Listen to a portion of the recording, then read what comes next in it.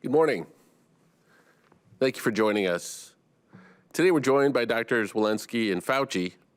I want to begin by providing an update on the progress of our accelerating vaccination program. We've now vaccinated 120 million Americans, including over 72 million who have been fully vaccinated. 46% of adults have had at least their first shot, and 28% of adults are now fully vaccinated across the U.S. We've made significant progress also in vaccinating Americans over the age of 65. 78% have now had at least their first shot. And by this time next week, all adults across the country will be eligible for their vaccine.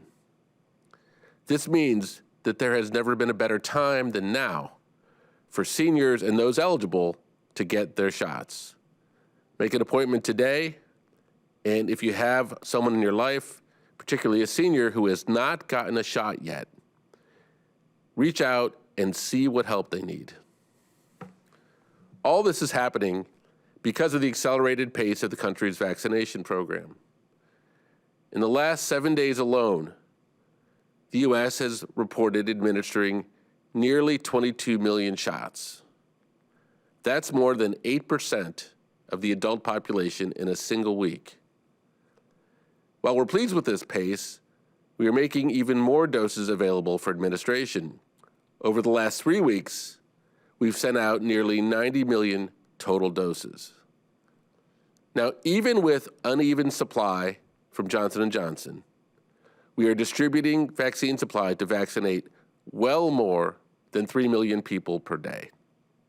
In fact, on Saturday, we reported 4.6 million shots, which is a record. We're administering shots at a record pace, and we're adding millions more each week, and we're continuing to work with states to ensure that each and every dose gets administered.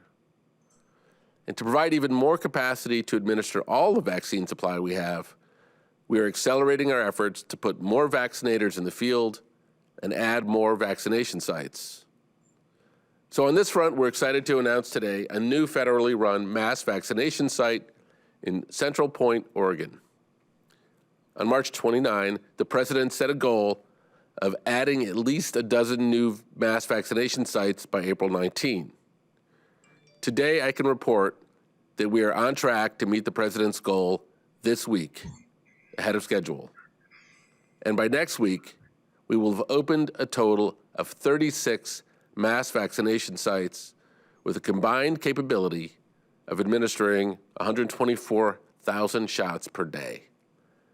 We're also increasing the number of pharmacies participating in the retail pharmacy program and working with community health centers to increase the number administering shots.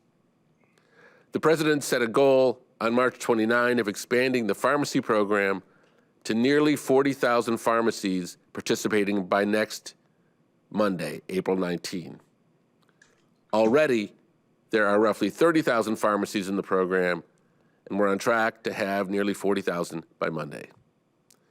And to date, we've deployed 8,500 federal personnel as vaccinators or to support vaccinations. This includes 4,400 active duty troops, and that number will grow to 6,000 active duty troops in the coming week. All of this work will help meet the president's goal of ensuring that at least 90% of Americans have a vaccine site within 5 miles of where they live by this coming Monday. At the same time, we're working with states to ensure that they are ordering the full amount available to them and efficiently distributing those vaccines to the places that need them. We want states to be ordering and administering shots as soon as doses are made available. From the start, we've been closely tracking the data on the state of the pandemic and vaccination effort in each state and territory.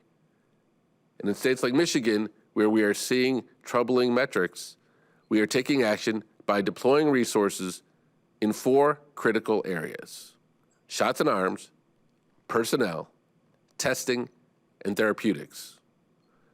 On shots in arms, we're working with states to accelerate the number of shots in arms. This means working with states, making sure that they're ordering up to their cap, using what they order efficiently, and utilizing best practices to meet the goals of speed and equity. On personnel, we've offered to surge federal personnel, including CDC response teams, to help with case investigations and contact tracing efforts, particularly for outbreaks in congregate settings. We've also sent more FEMA personnel to administer shots in arms across the state of Michigan.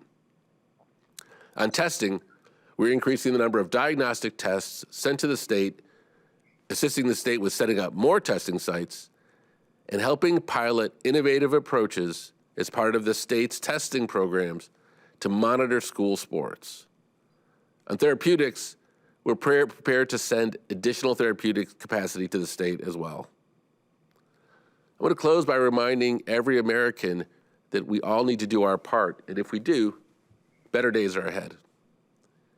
We are working with states, tribes, and territories to accelerate the number of shots in arms we're administering, and we need Americans to do their part. Wear a mask, socially distance, and get vaccinated when it's your turn. So with that, let me turn it over to Dr. Walensky.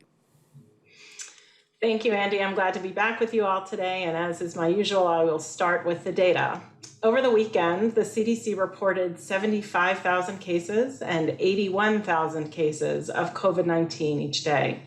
As such, CDC's most recent data show the 7-day average for new cases has increased about 3% over the prior 7-day period to over 66,000 cases daily. Hospital admissions also continue to increase. The most recent 7-day average, a little over 5,300 admissions per day, is a 6.6% increase from the prior 7-day period. And deaths decreased 5.2% to a 7-day average of 684 per day. Vaccinations continue to increase, with the most recent 7-day average of over 3 million vaccines delivered daily, and a record high day on Saturday, as Andy mentioned, of 4.6 million doses administered in just one day. We are now 82 days into the 100-day mark and have administered more than 166 million vaccinations towards the president's goal of 200 million vaccinations in the first 100 days. I want to reflect for just a moment on this tremendous progress. And while we celebrate how far we have come and our collective efforts, we also have to hold ourselves accountable. Today, CDC is releasing 2 reports in the Morbidity and Mortality Weekly Report that underscore the need to address health inequities in our country, including in our vaccination efforts. The first report details trends in racial and ethnic disparities in COVID-19 hospitalizations across this country. Looking at data from March through December 2020, we confirmed the preliminary findings that were published last year. People from racial and ethnic minority groups are disproportionately affected by COVID-19, including being at increased risk for hospitalization. Within each region of the country, the proportion of patients hospitalized with COVID-19 was highest for Hispanic and Latino individuals. The largest disparities occurred early in the pandemic during April through July of 2020. Although these disparities have become less pronounced over time, as recently as December 2020, there were disparities among racial and ethnic groups in all 4 regions of the country, with the largest disparity among Hispanic and Latino patients in the West. Similarly, the second publication looked at emergency department visits for COVID-19 from October through December 2020. Data from 13 states show Hispanic and American Indian and Alaska Native individuals were 1.7 times more likely, and Black individuals 1.4 times more likely to seek care in emergency departments for COVID-19 related illness in comparison to white individuals. This information and the ongoing surveillance data we see daily from states across the country underscore the critical need and an important opportunity to address health equity as a core element in all of our public health efforts. These disparities were not caused by the pandemic, but they were certainly exacerbated by them. The COVID-19 pandemic and its disproportionate impact on communities of color is just the most recent and glaring example of health inequities that threaten the health of our nation. At CDC, we have a critical role to play in addressing health equity. We have made new and expanded investments in racial and ethnic minority communities and other disproportionately affected communities around the country to provide the foundation and resources to help address disparities to COVID-19 and, importantly, to create the infrastructure to address the other health conditions. Last week, CDC launched a new website, Racism and Health, which serves as a platform for greater education and dialogue about these critical issues. There, we articulate that racism is a serious public health threat that directly affects the well-being of millions of Americans and the health of our entire nation. We must acknowledge the disparities that exist and commit to an equitable distribution of vaccines, particularly to those communities that have been hardest hit by the virus. Looking at the data available, the total number of vaccines administered, Black and African American individuals make up about 12% of the US population and are just 8.4% of those receiving at least one dose of the vaccine. And 18% of the country identifies as Hispanic or Latino, yet they make up only 10.7% of those receiving vaccinations. We must do better, and we will do better, and here's how. Last month, CDC provided $3 billion to support efforts to increase vaccine uptake by expanding COVID-19 programs and ensuring greater equity and access to vaccines. We made more than $300 million in funding available to strengthen the work of community health workers nationwide, bolstering their efforts to provide and control to prevent and control COVID-19 among populations at high risk, and serving as trusted messengers to overcome concerns and vaccine hesitancy. These actions are in addition to the $2.25 billion CDC made available for testing efforts in communities at high risk and who are underserved across the country. We will continue to support and expand these efforts, ensuring that as we do, this work will build bridges with communities that allow for ongoing engagement to improve long-standing health disparities, such as blood pressure management, mental health, childhood vaccination, and diabetes control. Our work to address these disparities will not be easy, but I know that together we can meet this challenge. Thank you. I'll now turn things over to Dr. Fauci. Thank you very much, Dr. Walensky. I'd like to spend a few minutes now talking about the concept of breakthrough infections. Could I have the first slide? I think it would be important to put this into perspective with some definitions. A breakthrough infection or a vaccine failure is when a person contracts an infection despite being vaccinated against it. We see this with all vaccines in clinical trials, and in the real world, no vaccine is 100% efficacious or effective, which means that you will always see breakthrough infections regardless of the efficacy of your vaccine. There's primary vaccine failure when the body actually doesn't mount an adequate immune response for a number of reasons. Could be immune status, health status, age, medications you're on, or something wrong with the vaccine, storage, delivery, composition. Secondary vaccine failure may occur when immunity fades over time. Now, a vaccine may fail also if a person is exposed to a new or a different strain or a variant. For example, influenza is the most common of this, which mutates rapidly and drifts genetically, generally from season to season. However, even if a vaccine fails to protect against infection, it often protects against serious disease. Next slide. If you look at these group of selected vaccines, take a look at the chickenpox through shingles, highly effective vaccines. If you look at influenza, even on a very good year, it's 40 to 60% effective. But let's drill down on that for a second. Next slide, because it really is important to COVID, which I'll get into in a moment. The benefits of the flu vaccine and the importance of partial protection. If you get vaccinated, no doubt you're less likely to get the flu. But even if you do get flu, and get sick. Vaccination can reduce the severity and duration of illness and can help get you out of trouble. If you get a little bit more granular on flu, the benefits of flu vaccination in a 2019-2020 season, despite a vaccine that was only 39% effective and only 52% of people actually got vaccinated, look at the health benefit that year.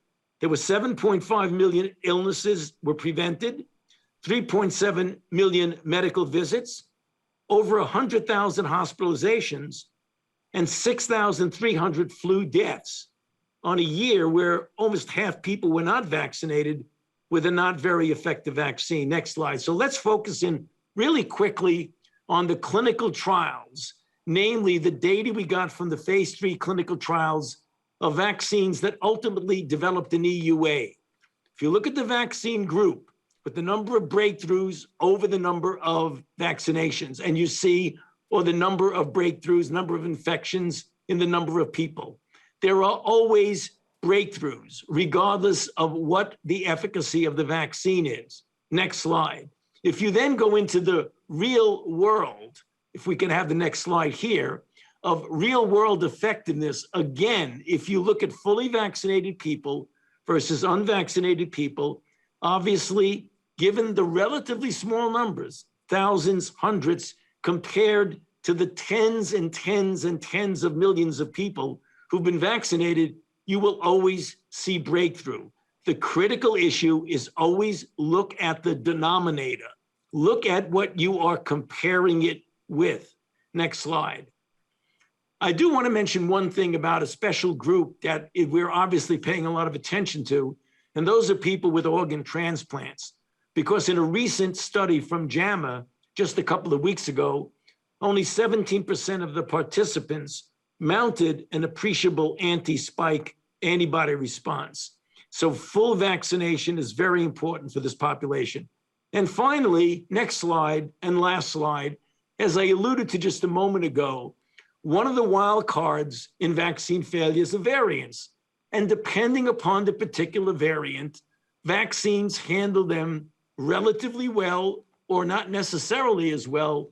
But as I mentioned before, even with the 351, in which the J&J, for example, efficacy was down to 64%, there were essentially no deaths or hospitalizations in the individuals who were vaccinated.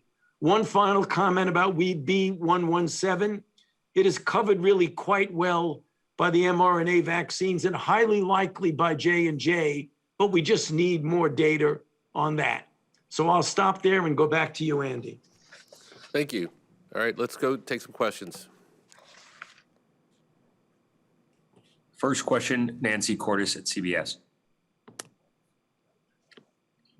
Hi there. Thank you so much for taking my question today. My question has to do with kids and vaccines. Right now, what timeline are you operating under for at least the Pfizer vaccine to be approved for kids 12 to 16? And where do you believe that most of them would get vaccinated? Would it take place like adults at mass vaccination sites and pharmacies, or do you anticipate that more of the vaccine would be distributed to pediatricians' offices and the kids would get their vaccinations there like they get their other shots? And then beyond that, given the current rates of vaccine hesitancy, is it possible for the US to reach herd immunity without vaccinating preteens and maybe even younger kids? Okay, so 3 questions. I think the first one on the likely timing and the third one on thoughts around how vaccinating kids impacts herd immunity. Maybe Dr. Fauci, you can answer those, and I'm glad to help out on the where part, although you can cover that as well. Okay, so with regard to herd immunity, you want me to start with that, Andy? I think the 2 pieces are herd immunity and also whatever thought you have on the timing of approval from the FDA. So Pfizer has already mentioned that on the basis of their clinical trial that they are going to try to look for an amended EUA for kids 12 to 15 years old, because as you might recall from a prior presentation that we made here on a press conference, they really had literally 100% efficacy with 18 events in the unvaccinated or placebo group and 0 events in the vaccine group. So I think that is imminent. I know they're going to be putting in for that. We had mentioned on a couple of discussions, Andy, that we would hope that children in high school will be able to be vaccinated by the time we get to the early fall season. With regard to children and herd immunity, again, I would like to get people away from this concept of referring to something that it is very elusive in its definition, because we don't know what herd immunity percentage of vaccinated people plus people who've recovered. We've made estimates that is somewhere between 70 and 85%, but we don't know that as a fact. So that rather than concentrating on an elusive number, let's get as many people vaccinated as quickly as we possibly can, which we are doing apropos of the numbers that were just mentioned by Andy and by Dr. Walensky. So let me just add in terms of locations. But before I do that, I would say we were all extremely encouraged, as I think parents around the country were, by the reporting of that information. And indeed, to Dr. Fauci's point of having this being able to be done by the fall, that's a very good sign. Obviously, we're going to await the FDA and their work, and then the CDC's follow-up recommendations.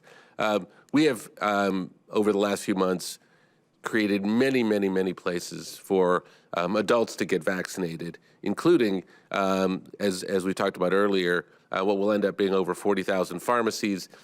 And as a result, 95% of Americans will be living within, I should say 90% of Americans will be living within 5 miles of a place to get vaccinated.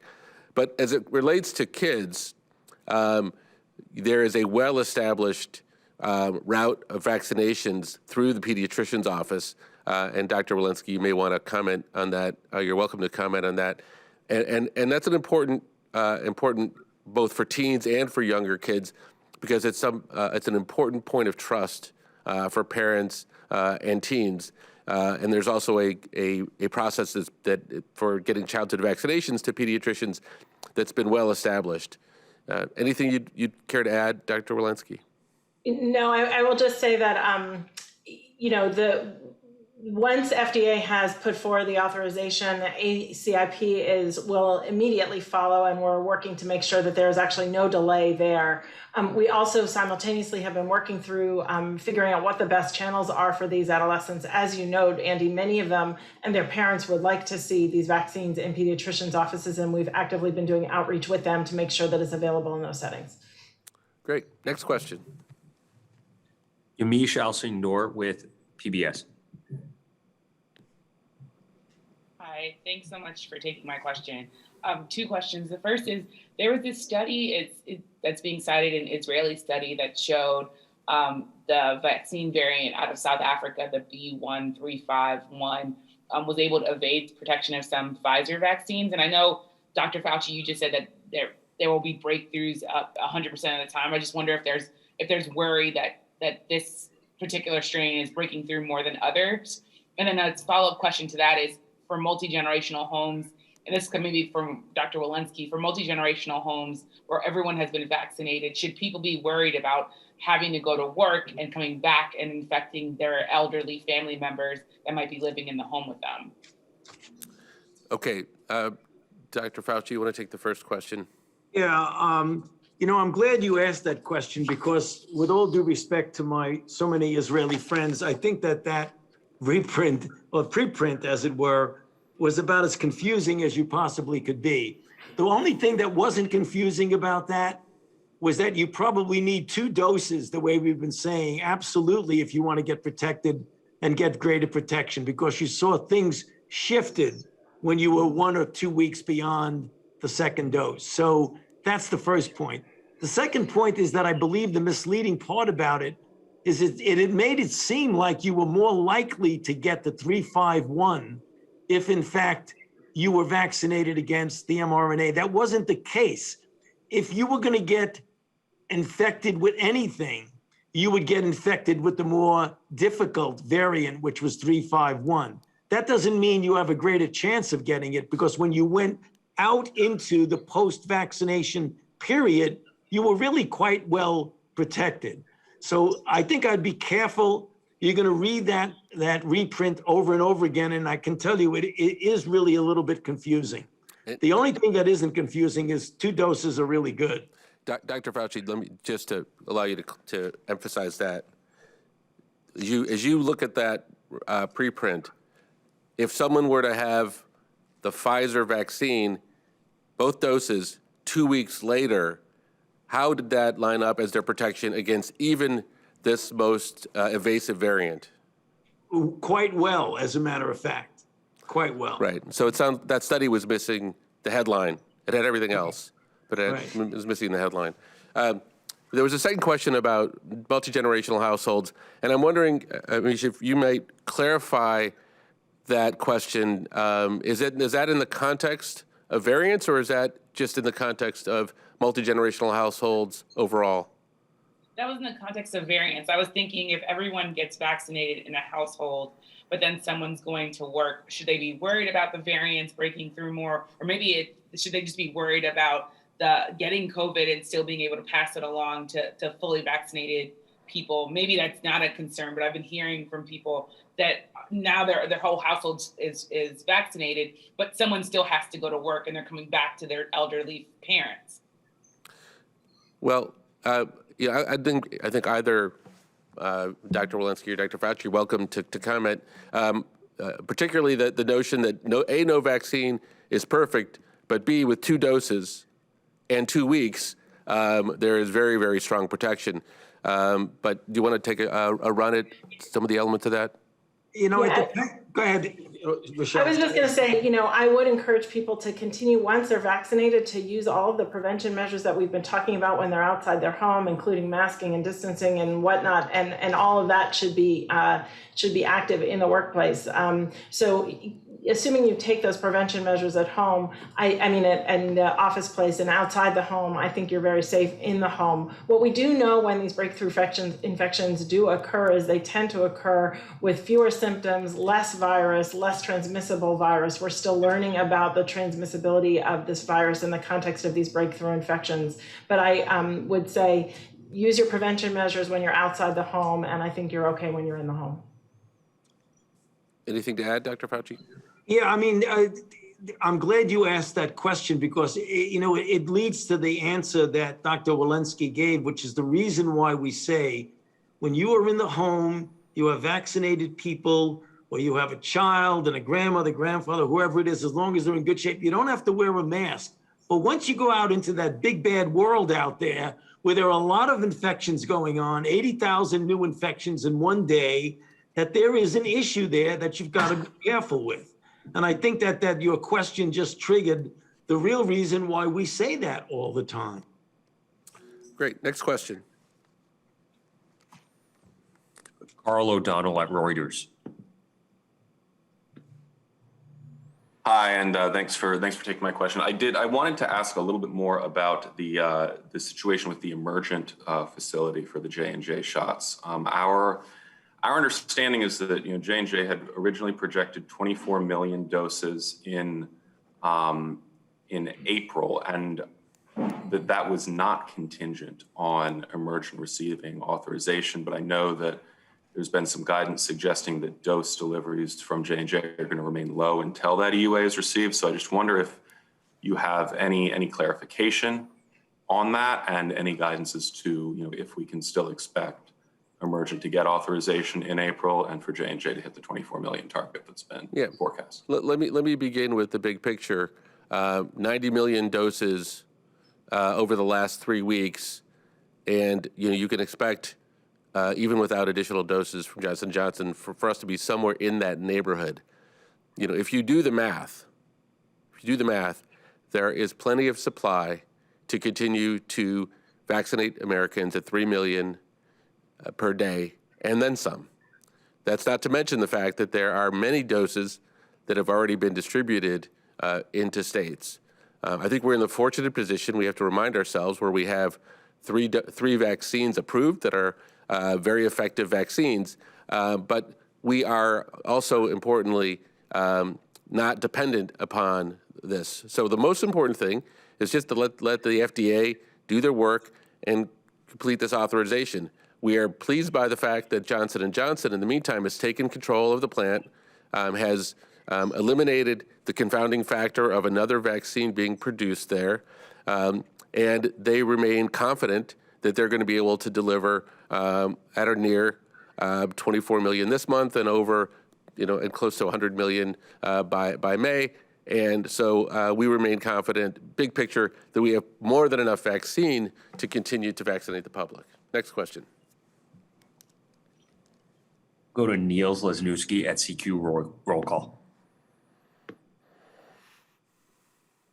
Thank you for taking the question. I wanted to ask about the federal pharmacy program and specifically whether or not it's your intention that people should be able to book vaccine appointments directly through their local CVS or Walgreens or an independent pharmacy, because we've had some reports, particularly here in DC, that all those doses are supposed to be dumped into a federal system or a local system, and the pharmacies are being told themselves not to book appointments directly. Is that the intent of the federal pharmacy program? Because it seems more difficult for people to get to their local pharmacy in those cases. Yeah, I'm not sure the particular example you're talking about. It sounds like it may be anomalous. We would love to follow up and get more details, but let me just emphasize a few things more broadly. We've gone from 6,000 to 10,000 to 20,000 to 30,000 and soon 40,000 pharmacies with available doses. So that takes a little bit of time, perhaps, for everything to catch up with itself, but that will mean that as we go into next week, 40,000 pharmacies will have available doses. Most of the pharmacies, most certainly the major national ones, have availability to book appointments directly. That will continue to be the case. If that's not the case in any in some specific circumstances, we'll find out about that and see what we can do to correct that. Next question. Last question. Let's go to Heidi Prisbilla at NBC News. Oh, thank you. Vaccines, we understand, are not a panacea given crisis situation in Michigan right now, but some public health officials, including Dr. Gottlieb over the weekend, are saying that the administration probably should have surged vaccines to Michigan 2 weeks ago when the data started coming in. Can you address that? And what is the argument against doing this, as well as what specifically are you doing on monoclonal antibodies to the state? Thank you. Great. So why don't we begin with Dr. Walensky, since I think appropriately, as we've said here repeatedly, our goal and our job is to follow what the science dictates the right approaches are.